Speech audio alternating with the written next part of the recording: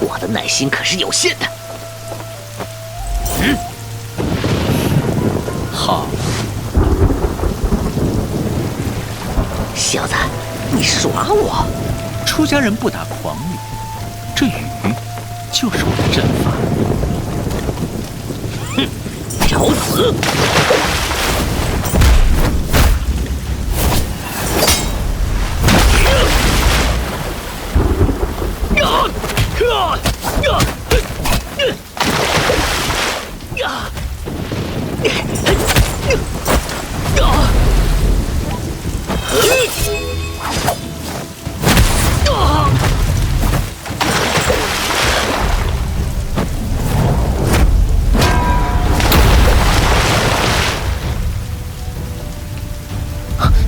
又消失。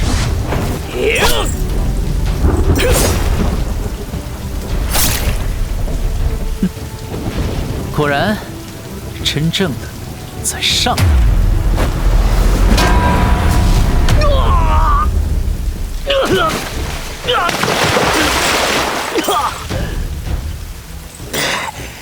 你是怎么发现的？传说东瀛有一门邪术，可以用内力将自己的魂魄抽取出来。魂魄没有实体，攻击自然不奏响，却足以用来迷惑对手，发动真正的攻击。其实小僧一早就怀疑此事了，只是魂魄与实体如此相像，实在难以判断，因此才谎称了启动阵法一事，只等大浪来袭。原来如此，魂魄是无法被海水打湿的。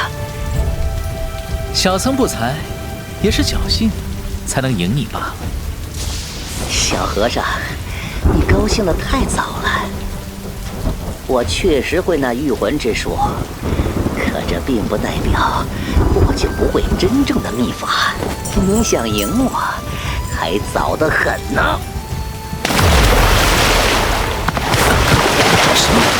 小和尚，这不是魂魄，那他……